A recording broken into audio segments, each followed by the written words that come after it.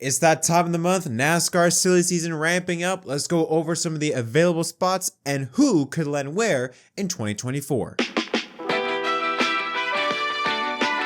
Yo, what's up everyone? My name is Jet. Welcome back to the episode of MDK Inside the Lines. Hope you're having a wonderful day. Like I said, we got silly season news to talk about. Hopefully in this video, I'll be able to cover all the available spots and give you my thoughts on who could land where in 2024. Let's first start off at Stewart-Haas Racing. They're going through some rough patches now, but they have made some new signings. Kevin Harvick will be out at the end of 2023, retiring from NASCAR. In his place will be Josh Berry. Cole Custer recently demoted back to the Xfinity Series, and his place in the Cup Series this year is Ryan Preece. But we do have a bit of an update on the 10 car of Aric Almirola. Now, Almirola has been piloting that car since 2018, and he was supposed to retire at the end of 2022, then halted that. Now we don't know what his plans are for 2024. Now, he did have a statement about what his future plans could possibly look like. He says, quote, "They have to plan for the future way more than I do. I'm very capable of pivoting and changing and switching, but the race team, there are a lot of moving parts with the race team, so the race team certainly needs to have an idea of what's going on, and the sooner the better. Those are active discussions, and there are a lot of moving parts, there are a lot of variables, and it's complicated. It's not very easy." So he's basically giving the impression that he needs to make a decision really soon on whether or not he's going to return for 2024. Now, obviously, one of the big things that is going to take place if Almirola chooses to retire at the end of this year will be the 10's main sponsor, and that is Smithfield Foods. Now, Smithfield has been with Aric Almirola since 2012. If Aric were to retire, would Smithfield return to Stewart-Haas Racing and stay in the 10 car? Or would they leave as well? Now, Smithfield does have an option to exercise the possibility that SHR could pick a driver for them that they feel would be best represented for their brand. Who those drivers could be? Well, it's down to just two of them, realistic options. A very potential replacement could be Michael McDowell. Yes, now Michael McDowell has been outperforming his equipment immensely this year. He's fighting for a playoff spot. I mean, he's going up against guys like Ty Gibbs at Gibbs Racing and Daniel Suarez at Trackhouse that have a lot more money than Furniture Row, or I should say than Front Row Racing. And Michael McDowell, he's holding a pretty tight wheel in that 34 ride. So he has outperformed his equipment. So the possibility of him getting an upgrade to go to Stewart-Haas Racing is a possibility. However, the question that does come is that if Smithfield leaves, the 10 car is going to need some type of backing. And I don't think Michael McDowell has any serious backing. We know that he is sponsored by Love's, the travel or gas station. Yeah, truck stop, I should say, company. But I feel like that's more of a Furniture Row sponsorship than a McDowell sponsorship. At least in my opinion, that's how I look at it. But if Smithfield does choose to leave, who will be the main sponsor? Who would be the anchor sponsor for that car? And if Michael McDowell does go to SHR, would they be able to find the funds for that? Now, that would be more of a short-term move, since Michael McDowell is, I believe, in his high 30s. I want to say 38 years old. So he is a bit up there in age. SHR could take that route, or they could take the Hendrick Motorsports route. And Hendrick Motorsports, what they did is they replaced their drivers that were on their way out with very young drivers. Chase Elliott in 2016, very young. William Byron, I think, was only 20 years old when he replaced Casey Kane. Alex Bowman, and then later down the line, Kyle Larson, who I think just turned 30. So he's the oldest there. But HMS went from having a very old to a very young lineup. SHR could play that move. The oldest currently at the moment in 2023 or 24, I should say, if Almirola chooses to leave, Josh Berry would be the oldest driver at around 30 years old, 32 years old. He'd be the oldest if Almirola chooses to leave. If SHR is going to play the long term, they could look at a guy like Zane Smith. Now, Zane Smith currently, he is being heavily promoted at Row Motorsports, currently driving in the Truck Series. I think in his 4th year, is a defending Truck Series champion, and he's already driven 6 Cup Series races, 4 of them for Front Row. And for those 4 races, he replaced Todd Gillen, which leads us to our second team, and that is Front Row Motorsports. You have 3 drivers fighting really for 2 spots: Michael McDowell, Todd Gillen, and Zane Smith. Now, Michael McDowell, the only way he's not going to be in that 34 car next year is if he chooses to leave for SHR or a better team. So more likely than not, that 34 ride is McDowell's for as long as he wants. Now, the 38 car is a bit tricky. Now, Todd Gillen is entering his second year of Cup competition. However, this year, he got replaced for 4 or 5 races by Zane Smith. That could possibly lead to the illusion or the possibility that Front Row is heavily promoting, heavily invested in Todd Gillen and Zane Smith to the point where they may potentially replace Todd Gillen for Zane Smith in 2024. Now, Todd Gillen, to his credit, when this was going on, he backed it up. He has performed a lot better this year than he has last year in his rookie season. He already has more top 10s now than he did all of last year and has immensely improved his average finish position to, I believe, around 20th place. So he has improved a lot. But you do have to consider also Zane Smith and the potential he brings to the table. Like I said, he's the defending truck champion, has 2 wins this year, currently second in the truck standings, and he has gone on record saying that even though he has a lot of experience in the trucks and it's good to have that experience card, he doesn't want to wait so long and get further behind in Cup. So he's on record basically saying that, yeah, listen, I know I have the experience for trucks, but I can't be in trucks forever. I got to get to Cup. I think he has a talent for Cup. The question we have to ask ourselves is who's going to go where? I think it's going to come down to really depending on who takes over that 10 card. If McDowell takes over the 10, then more likely Zane Smith gets the 34 car. However, SHR could maybe go the long-term route and take Zane Smith.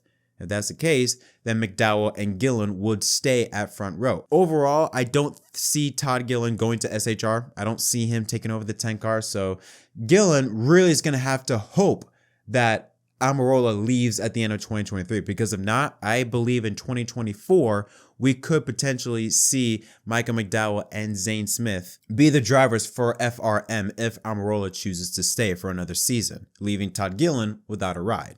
Now let's head over to the Toyota camp and focus on Joe Gibbs Racing and his 2 veteran drivers, Martin Truex Jr. and Denny Hamlin. Let's first start off with MTJ. Now, he has also been the center of news regarding his future in NASCAR following his win at New Hampshire.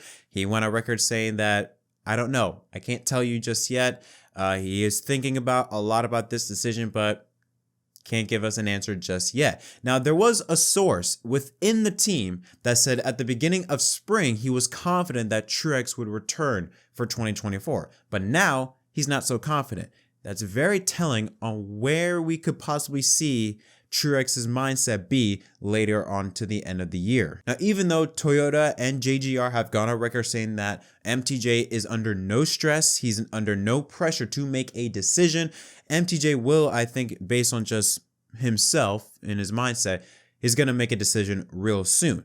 Now, if Truex does decide to return for 1 more year, I think, that could be a strong possibility. But in the small chance he does decide to hang up his helmet at the end of 2023, Toyota already, I feel like they already have a guy ready to go for 2024, and that is John Hunter Nemechek. He is the most likely candidate, and I feel like he's the only candidate for that 19 ride if Truex chooses to retire. I mean, Nemechek currently is on fire in the Xfinity Series. Granted, he has had some controversial moments, including this past weekend at Road America, so there are a bit of maturity issues, but based on JGR's history, they don't really care about maturity issues. I mean, look at Ty Gibbs. I should say, though, Ty Gibbs, he's holding himself pretty well. He hasn't had any issues with any drivers this year, so I will admit he's done a good job. So maybe the same could happen with John Hunter Nemechek. He certainly has the talent for it. He's got 4 career wins so far in the Xfinity Series this year, currently sits second in the point standing, so he does have the talent.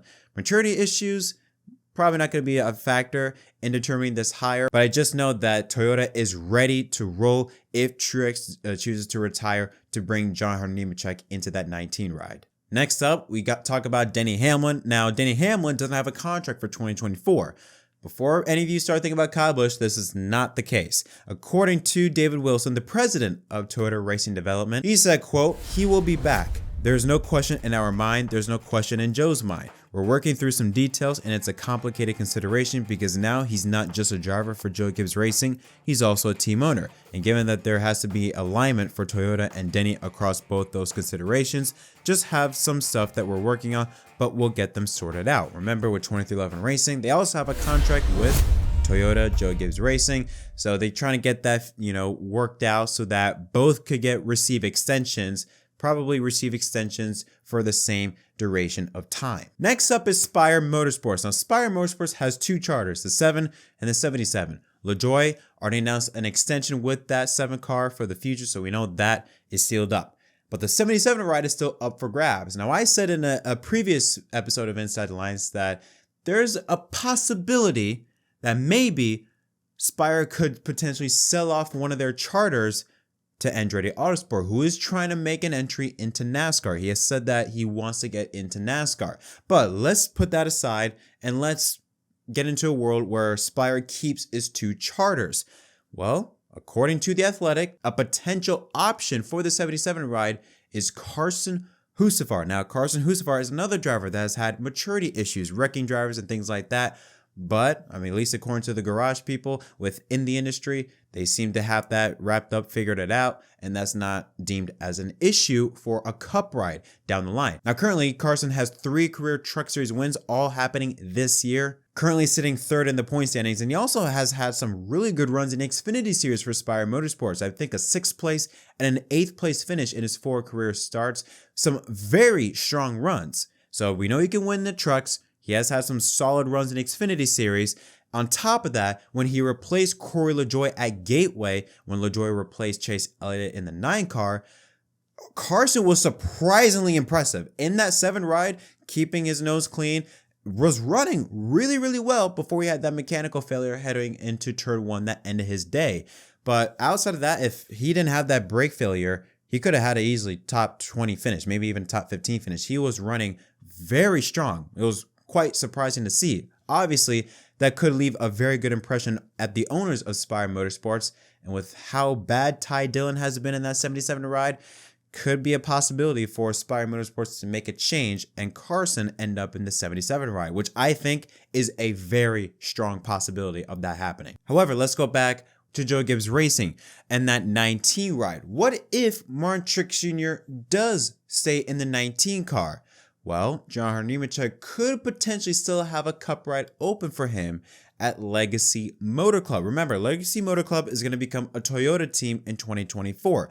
And according to sources within the team that have direct knowledge and have had discussions but can't speak publicly about it, there's a strong chance that Noah Gragson could be leaving the 42 ride at the end of this year. Potentially, maybe going to Kaulig, or this is another possibility. There are rumors swirling around that there is a former JRM driver, Junior Motorsports driver, that could be going back to Xfinity with Joe Gibbs Racing. Obviously, first one that comes to mind would be Noah Gragson. Gragson is a former Junior Motorsports driver, and he does have experience at Joe Gibbs Racing. He has raced in the Xfinity Series for the team for a few races before he joined Junior Motorsports. So you kind of factor in these connections. Gragson ain't happy at Legacy Motor Club. He's had a very disappointing season. We know that they've struggled. It's a new team, lots of new things going on, and they have struggled. You now throw in the possibility that Toyota is very high on Nemechek. Discussions going on that there's a strong chance that Gragson may not return to the 42 car next year. And now rumors swirling around about the possibility that a former Junior Motorsports driver is coming back to Joe Gibbs Racing to run the Xfinity Series. I think there's a strong chance that if Truex stays in the 19 car, we may see John Hunter Nemechek in the 42 car and Gragson replacing Nemechek in the, I guess now the 20 car in the Xfinity Series in 2024. That is a very strong possibility. Next up is Kaulig Racing. Now, Kaulig Racing had a bombshell that dropped on everybody when it was announced that Justin Haley would be leaving the 31 car for Rick Ware Racing, most likely the 51 car in 2024. Leaving that 31 car wide open to see who would possibly be, more than likely, AJ Allmendinger's teammate in 2024. And I had it down to 4 options. Now, we talked about Noah Gragson. That is a possibility that he could stay in Cup, but may leave Legacy Motor Club for Kaulig. I have talked about Daniel Hemrick, the 2021 Xfinity Series champion, but more than likely, it's not going to be happening based on his performance this year. It looks like the most likely, the prime suspect to take over Justin Haley's ride in 31 car would be Austin Hill. Now, Austin Hill, he has shined bright in the Xfinity Series for Richard Childress Racing, has 4 career wins in 2023, 6 in total. We know how exceptional he is on the super speedways. He's driven some Cup Series races for RCR last year in Michigan and a couple on the super speedways for Beard Motorsports. And he is currently leading the Xfinity Series standings. However, it is not a done deal because according to sources from The Athletic, that Hill's got options. It's not like Kaulig is the only option there. Hill apparently has got plenty of options that are in front of him for 2024. And that the possibility of him either going to Cup or stay in the Xfinity Series is about 50-50. Now, I could see Austin Hill maybe waiting and doing one more year of the Xfinity Series before jumping up to Cup. But you don't want to waste so much time in Xfinity and just keep further getting behind on the next gen car compared to the Cup guys. But if there is a team that would take in Austin Hill, I definitely think that if Austin Hill does go Cup racing, it will be in that 31 ride. I think that is the most likely option. I don't see him at Legacy Motor Club because again, it's a new Toyota team. Toyota, they're getting a 3rd Toyota team. I think that's the most since 2016. I don't know. And a big name team with Richard Petty, Jimmy Johnson, and all those guys. They want to make sure they have a top TRD driver in that 42 ride if Gragson chooses to leave. So I don't see Hill going there. I don't see Hill going to Stewart-Haas Racing or all these other teams. I think if Hill were to go to Cup racing, that 31 ride would be the way to go. And I think he is a prime suspect and that will happen. But in the surprising chance that it doesn't happen, I do have a 4th driver. That is Shane Van Gisbergen. Now, he did announce to the media in Sydney last Sunday, or last weekend I should say, that he is looking at going Cup racing full-time in 2024. It is confirmed. He is trying to go to NASCAR next year, more than likely on a full-time basis. Now, the most likely option would be Trackhouse Racing, the team that he got his one and only Cup Series win at Chicago on the 4th of July weekend. It's interesting that originally Trackhouse and the Project 91 car was supposed to be just a part-time entry just for international drivers. However, Justin Marks has stated that he was ready. He wanted to open a 3rd full-time team, but timing wasn't right. Had to push it off, had to push it to the side, but wanted to have a 3rd full-time team.